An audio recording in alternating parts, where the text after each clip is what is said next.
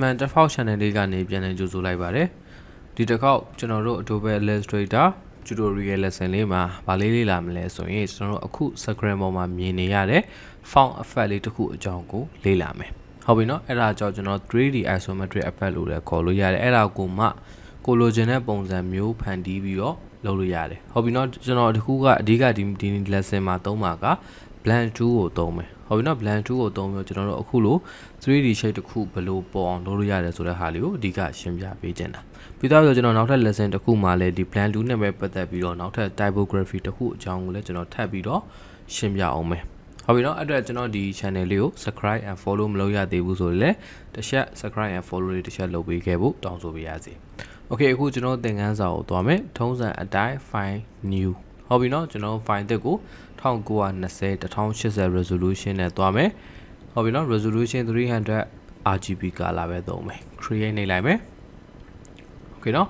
ပြီးသွားပြီဆိုရင်ကျွန်တော်တို့အခုအရင်ဆုံးဘာလုပ်မလဲဆိုရင်ကျွန်တော် swatch panel ထဲကိုကျွန်တော်ဟုတ်ပြီနော် swatch panel ထဲကိုကျွန်တော် swatch တစ်ခုထည့်မယ်ကျွန်တော်တို့ download ထားတဲ့ swatch Adobe Color ကနေ Okay နော်ဒီကောင်လေးကိုကျွန်တော်ထည့်လိုက်မယ်Okay ဒီမှာရောက်သွားပြီ Okay ရပြီတော့ကျွန်တော်အခု return ငယ်တစ်ခုပေါ့ထုံးစံအတိုင်း1920 1080ကျွန်တော် background ကိုစဆွဲမယ်အဲ့ဒီ background ရဲ့ color ကိုကျွန်တော်တို့ကအစိမ်းရောင် fade လုပ်လိုက်မယ်ပြီးသွားပြီဆိုရင်ဒီလိုထားလိုက်မယ်ဟုတ်ပြီနော်ဒီကောင်ကိုကျွန်တော်တို့က object lock လုပ်လိုက်လို့ရတယ် Okay ပြီးသွားပြီဆိုကျွန်တော်တို့က type 2ခေါ်မယ် font ကိုကျွန်တော်တို့300အထိသုံးလို့ရမယ်ဟုတ်ပြီနော်300ကိုမှကျွန်တော်တို့ရေးမဲ့စာသားကကျွန်တော် default လို့ပဲရေးလိုက်တော့မယ် Okay default လို့ရေးလိုက်တော့မယ် Sorry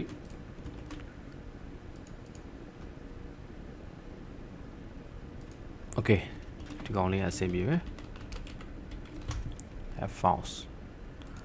Okay ပြီးသွားပြီဆိုရင်ဒီကောင်ကိုကျွန်တော်တို့ကထုံးစံအတိုင်း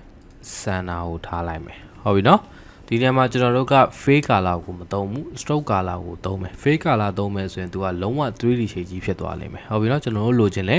အပေါ်မှာဒီလိုမျိုးမြင်းချောင်းလေးပြင်းနေတဲ့ပုံစံမျိုးဟုတ်ပြီနော်အဲ့လိုလေးမရဘူးတကယ်လို့အပြည့်လိုချင်တယ်ဆိုရင်လည်းဒီနည်းကိုကျွန်တော်တို့ stroke color နဲ့ပဲ try ကြည့်လို့ရတယ်ဟုတ်ပြီနော်ကျွန်တော်အခုဒီကောင်ကို sorry ဒီကောင်ကို stroke color နဲ့ပဲကျွန်တော်လုပ်ပြမယ် stroke color ကိုကျွန်တော်ကအဖြူရောင်သုံးမယ် Okay if you 1 2 3 4 file လောက်ထိကျွန်တော်ထားလိုက်မယ်ဟုတ်ပြီနော်ပြီးတော့ကျွန်တော်ဒီကောင်ကို effect menu တွေကနေ 3D and material တွေကနေမှဒီကောင်ကို rotate လုပ်မယ်ဟုတ်ပြီနော် rotate class သုံးမယ် version အဟောင်းသမားတွေကဒီနေရာမှာရှိတယ်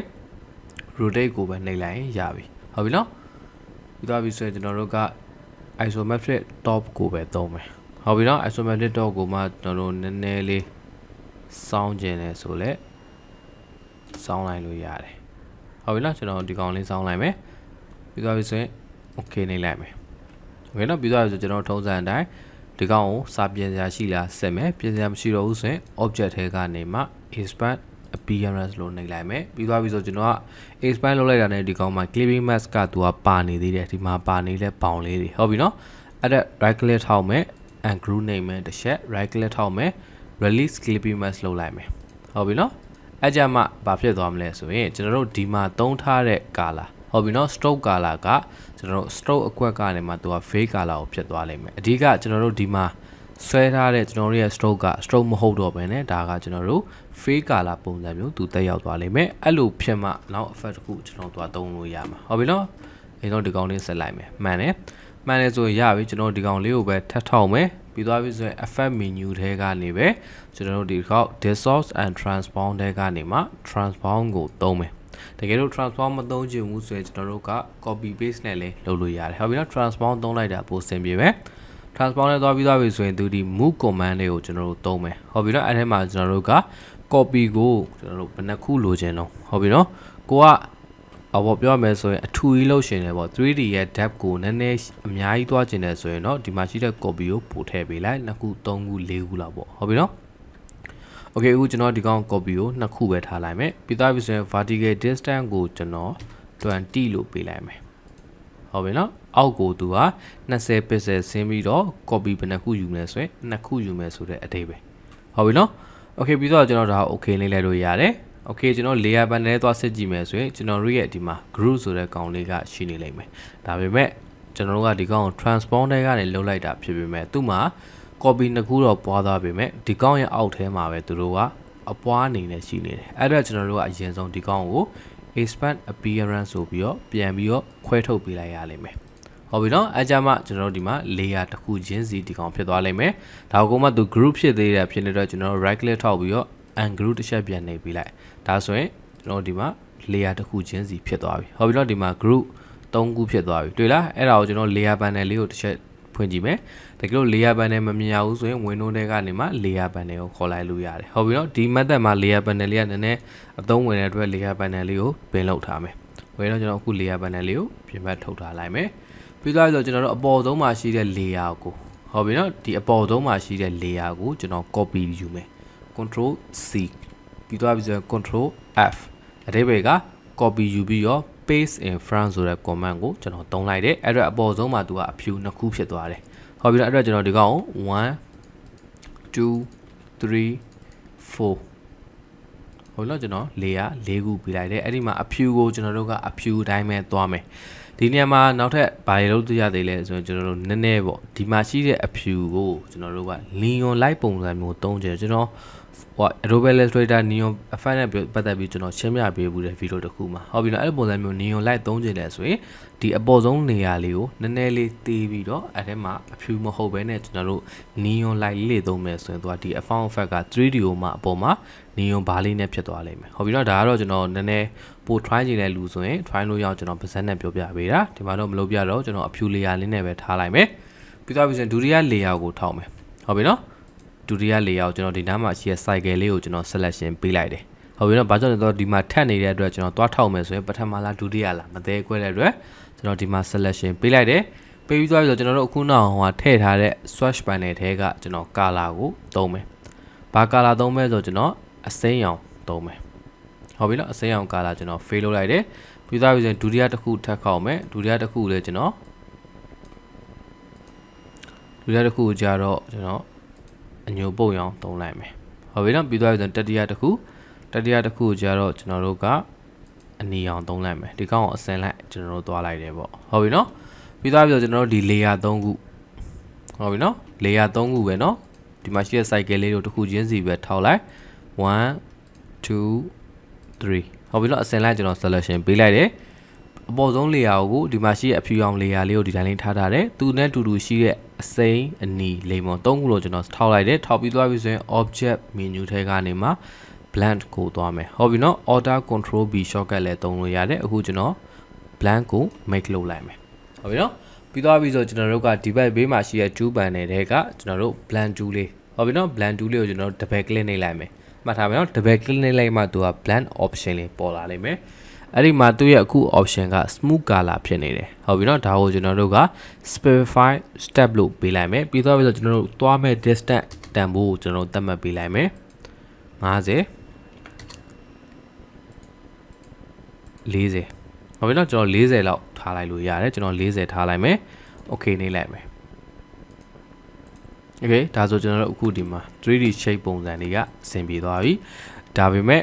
လိုအပ်ချက်တွေအများကြီးရှိတယ်ဒီတိုင်းကျွန်တော်တို့ထားလိုက်မယ်ဆိုရင်ပုံကတော့ 3D effect တော့မှန်တယ်ဒါပေမဲ့ကြည့်ရတာမလောက်အဆင်မပြေဘူးအဲ့တော့ကျွန်တော်တို့နည်းနည်းတာမယ်ပေါ့နည်းတာမယ်ဆိုတာဒီအကောင်လေးကိုကျွန်တော်တို့အရင်ဆုံးဘာမှမလုပ်ခင်ဟုတ်ပြီနော် okay အရင်ဆုံးကျွန်တော်တို့ဒီပုံမှာရှိတဲ့အဖြူရောင်ဘားလေးကိုကျွန်တော်အရင်ဆုံးတားလိုက်မယ်ကျွန်တော် layer panel လေးကိုကျွန်တော်ဒီမှာ1ဆိုလဲ layer လေးရှိရဲသူကအခုကျွန်တော် blend လုပ်လိုက်တာနဲ့ဒီကောင်နဲ့အကုန်လုံးက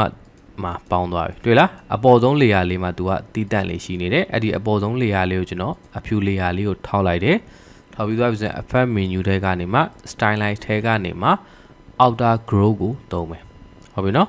်အရောင်ကိုဒီနေရာမှာကိုကြိုက်တဲ့အရောင်သုံးလို့ရတယ်ကျွန်တော်ကတော့အဖြူရောင်ပဲသုံးလိုက်မယ်တွေ့လားအလျောင်လေးလင်းသွားတဲ့ပုံစံမျိုးဒီနေရာမှာအခုနကျွန်တော်ပြောသလို main ကြောင်းပုံစံမျိုးလေးပေါ်ချင်တယ်ဆိုရင်ဒီ stroke လေးကိုသေးထားရဆိုရင်ကျွန်တော်တို့ကဒီကောင် outer glow မသုံးဘဲနဲ့ inner glow သုံးလို့ရတယ်ဒါမှမဟုတ်အခုကျွန်တော်တို့ outer glow သုံးမယ်ဆိုလဲ neon color လောက်လေးတွေကိုစိမ်းရောင်လေးပြောင်းသုံးလိုက်လို့ရတယ်ဟုတ်ပြီနော် okay ကျွန်တော်အခုဒီကောင်ကိုအနီရောင်ပန်းရောင်သုံးကြည့်မယ်နော် တိတ်အစင်မပြေဘူး inner group ဖြစ်နေတဲ့အတွက်ကျွန်တော်ဒီကောင်ဖြူအောင်ပဲထားလိုက်တော့မယ် okay ဖြူအောင်လေးရပို့ပြီးလာတယ်နောက်ကန်ကာရာရင်းနဲ့ဆိုရင် okay เนาะဒါကျွန်တော်အောက်ကဟာတွေကို overlay screen ပဲအဆင်ပြေမယ် okay เนาะကျွန်တော် screen ပဲထားလိုက်မယ် okay ပေးလိုက်မယ် okay ပြီးသွားပြီဆိုကျွန်တော်တို့ကဘာလုပ်မလဲဆိုရင်ဒီ1 layer ကဒီတိုင်းထားလိုက်မယ်ဟုတ်ပြီเนาะကျွန်တော်ဒီမှာ blend လုပ်ထားတဲ့ layer ကိုတို့ကျွန်တော်တို့က control C copy ယူလိုက်မယ်ပြီးသွားပြီဆို control B ဟုတ်ပြီเนาะဘာကြောင့် B လဲဆိုရင် paste in back ဟုတ်ပြီเนาะအဲ့ဒီ layer ရဲ့အောက်မှာကျွန်တော်တို့ paste လုပ်လိုက်တယ်ပြီးသွားပြီဆိုရင်ဒီကောင်ကိုကျွန်တော်တို့က move tool လေးနဲ့ဟုတ်ပြီเนาะ keyboard ကနေ shift ဖိထားပြီးတော့နေရာလေးရွှေ့မယ် okay เนาะပထမတစ်ခုရဲ့အောက်တက်တဲ့မှာကျွန်တော်တို့က paste လုပ်လိုက်တယ်เนาะဒီလိုမျိုး paste လုပ်လိုက်တယ် okay ကျွန်တော်ဒါဒီလိုမျိုးလေးဖြစ်သွားတယ်နှစ်ထပ်ဖြစ်သွားတယ်ပေါ့အဲ့ဒီမှာကျွန်တော်တို့သတိထားမှာကဒီနေရာမှာလွတ်နေတာမရှိအောင်ကျွန်တော်တို့ကထားပေးလိုက်ဟုတ်ပြီနော် okay ရသွားပြီပြီးတော့ကျွန်တော်တို့ကအောက်ကဒီ blend လောက်ထားတဲ့ကောင်ကိုထောက်မယ်ဟုတ်ပြီနော်ဒီမှာ blend 1လို့ပေးလိုက်မယ်နာမည်ဒီကောင်ကို blend 2လို့ပေးလိုက်မယ်ဟုတ်ပြီနော်1 layer ကျွန်တော်ဘာမှမလုပ်တော့ဘူးသူ့ကို lock ရှာထားလို့ရပြီokay 2 layer မှာကျတော့ကျွန်တော်တို့ကအခုနောက်ကသုံးခဲ့တဲ့ color ကိုပြောင်းပြန်ထည့်မယ်ဘာကြောင့်ပြောင်းပြန်ထည့်မလဲဆိုရင်ကျွန်တော်တို့ကဒီနှကောင်လေးနှစ်ခုဆက်နေတဲ့နေရာလေးကိုမှန်သားပေါ့အခုကျွန်တော်တို့ရဲ့အစိမ်းအောင်ကိုသူကမှန်သားအနေနဲ့သုံးမယ်ဆိုတော့သူကအလင်းပြန်တာလေးထည့်ခြင်းလို့ဟုတ်ပြီနော်အဓိကအဲ့တော့အလင်းပြန်လာထည့်ခြင်းနဲ့ဖြစ်တဲ့အတွက်အလင်းအောင်ကပြောင်းပြန်ကြမှာရလိမ့်မယ်အဲ့တော့ကျွန်တော်တို့ကဒီ color 3ခုကိုပြောင်းပြန်သွားမယ်ဟုတ်ပြီနော်ကျွန်တော်တို့ပထမဦးဆုံးအပေါ်ဆုံး color ကိုအနီသွားမယ်ဒုတိယ color ကိုအစိမ်းသွားမယ်တတိယ color ကို sorry ဒုတိယ color ကိုအညိုသွားမယ်တတိယ color ကိုမှအစိမ်းသွားမယ်ဟုတ်ပြီနော်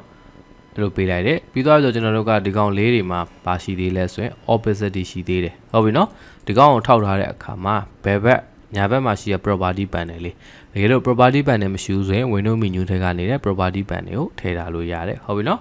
property panel ထဲမှာကျွန်တော်တို့အောက်ဆုံး layer ပေါ့ဒီအောက်ဆုံးကျမ်းပြင် layer ကိုကျွန်တော်တို့က opacity ကို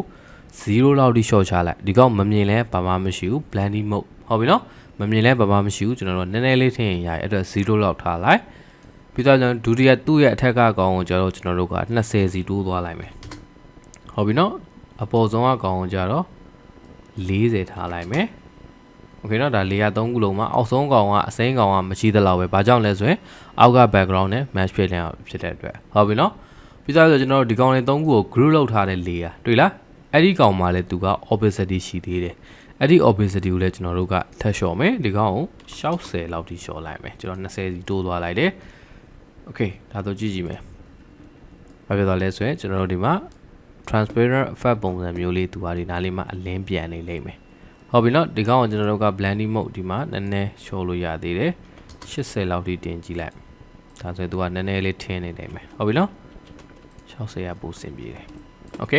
ဒါဆိုအခုကျွန်တော်တို့ရဲ့ effect လေးကအဆင်ပြေသွားပြီဒီတန်းမှာကျွန်တော်အခုနပြောခဲ့သလို tabs ဒီစာသားရဲ့အမြင့်တွေပါတွေကိုလိုချင်တယ်လို့ကျွန်တော်တို့ transform လုပ်တဲ့အခါမှာပေါ့20ကျွန်တော် distance ကိုလုပ်လိုက်တယ်မှတ်မိလား distance and transform တွေကဒီနေရာမှာကျွန်တော်တန်ဖိုး20ပေးလိုက်တယ်တကယ်လို့ဒါကိုရှေ့ခြင်းတယ်ဆိုရင်ဒီနေရာမှာ30လောက်ပေးပြီးမှကျွန်တော် blend step တွေပါပြန်ကစားကြည့်မယ်ဆိုရင်ကိုလိုချင်တဲ့အတိုင်းကွက်တီရလိမ့်မယ်ဟုတ်ပြီနော်โอเคဒါဆိုအခုကျွန်တော်ပြောပြပေးတဲ့ lesson လေးကိုတေချာပြန်လေ့ကျင့်ကြည့်ပါအစင်မပြေတာတွေကျွန်တော်တို့တစ်ခုခုနဲ့အစင်မပြေတာပေါ့အဲ့ဒါလေးတွေပါတက်တယ်ဆိုရင်ကျွန်တော်အချိန်မရွေးပြန်မေးလို့ရတယ်ပြီးသွားပြီဆိုရင်ကျွန်တော်သုံးထားတဲ့နီးတွေအတိုင်းဟုတ်ပြီနော်ကျွန်တော်သုံးထားတဲ့နီးတိုင်းတစ်ချက်လုပ်ကြည့်ပြီးသွားပြီဆိုရင် color လေးတွေကိုကိုလိုချင်တဲ့ color လေးနဲ့ try ကြည့်ဟုတ်ပြီနော်တကယ်လို့ color မရွေးတတ်ဘူးဆိုတော့ကျွန်တော်တို့ဒီ Adobe Color ဆိုတဲ့ website ရှိတယ်အဲ့ဒီမှာကိုသုံးချင်တဲ့ color မျိုးစားတွေကိုရိုက်ပြီးတော့ color code တွေယူပြီးသုံးလို့ရတယ်ဟုတ်ပြီနော်ကျွန်တော်အခုနကဒီမှာ color swatch ထည့်လိုက်တဲ့ပုံစံမျိုးလေးတကယ်လို့ဒီ swatch တွေနဲ့ပတ်သက်ပြီးသိချင်တယ်ဆိုရင်လည်းကျွန်တော် comment မှာပြောခဲ့လို့ရတယ်ကျွန်တော် video လေးထပ်လုပ်ပြီးတော့ရှင်းပြပေးအောင်မယ်ဟုတ်ပြီနော်ကျေးဇူးတင်ပါတယ်ကောင်းမွန်တဲ့နေ့လေးတစ်နေ့ပိုင်ဆိုင်ပါသေးဗျာ